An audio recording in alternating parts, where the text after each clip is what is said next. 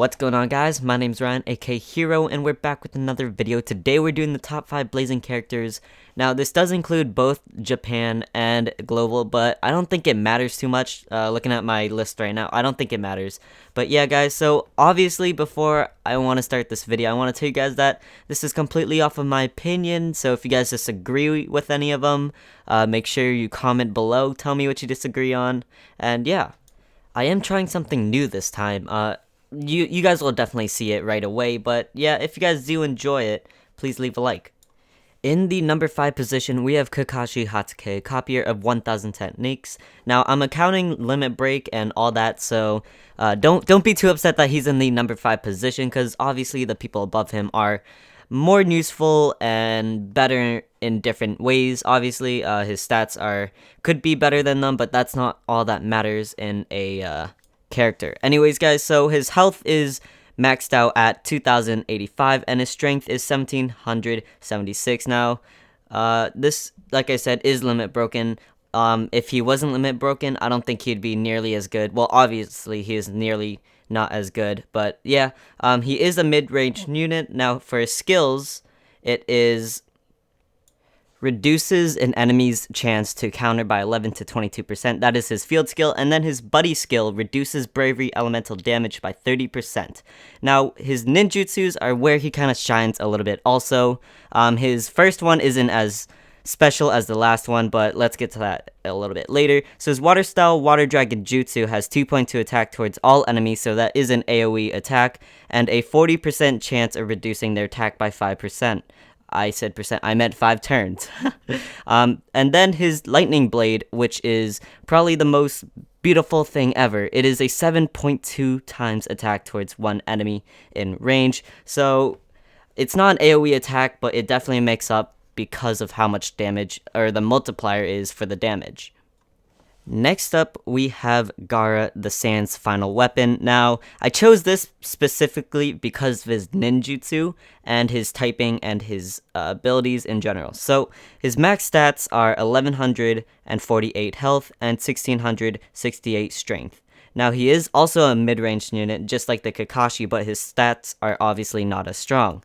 For his field skill, it is reduces damage by 10 to 15%. Then his buddy skill reduces damage by 15%. Now, the more you get of this guy, the better it becomes, the more defensive he becomes, so definitely be on the lookout for that. Now, for his ninjutsu, Sand Burial, it is a 4 times attack towards one enemy in range, and that costs 6 chakra.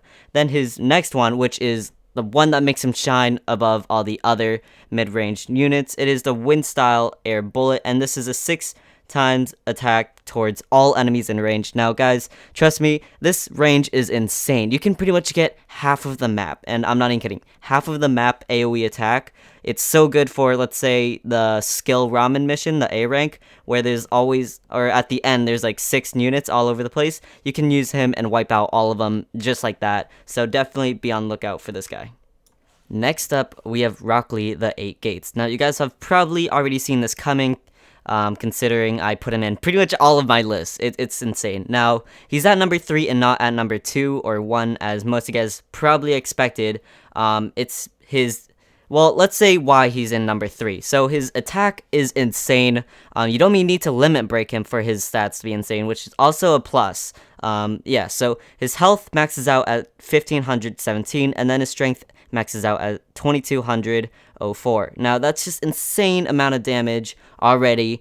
He is a short range, so I guess that makes it up a little bit. But anyways, his field skill is 25 to 50% chance of attacking back when receiving an attack, and his buddy skill boosts his critical rate by 2.25%. Now, at his ninjutsu, you got the primary lotus that takes up 5 chakra, and it is a 3.2 times attack towards one enemy. Then his next ninjutsu, which is a little bit why I think he isn't any further in the line, or in the ranks.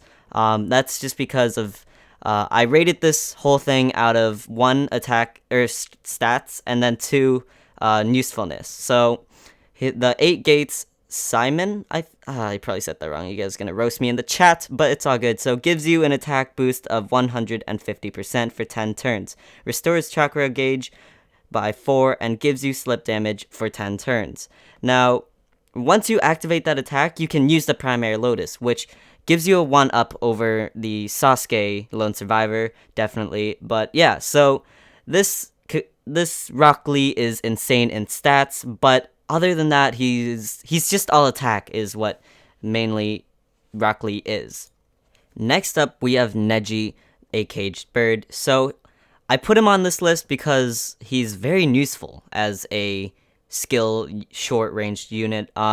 Let's start with his stats. So his health is 1414 and his strength maxes out at 1808. So we move on to skill, and that is already part 1 of why I think he's so useful. Let alone his insane stats. Like those are pretty decent or above average attacks. But anyways, his field skill is 25 to 50% chance of attacking back when receiving an attack, and then his buddy skill reduces body damage by 20%.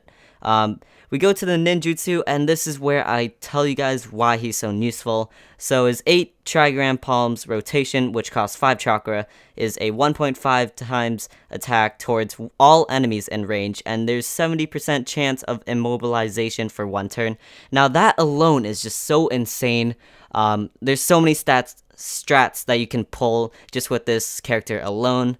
But anyways, his next move is Gentle Fist, 8 trigrams, 64 palms, and that is a 10 chakra thing. So it is a 6.8 times attack towards 1 enemy in range, and there's a 40% chance of jutsu sealing for 5 turns.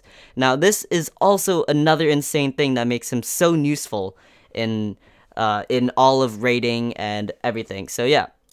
Next up, we have the infamous Tsunade, the Slug Ninja. Now, all of you guys should probably have already known this. If you guys haven't seen her in the earlier part of the list, then obviously you guys would assume that she would be here because she's the most useful ninja in all of Blazing at this moment.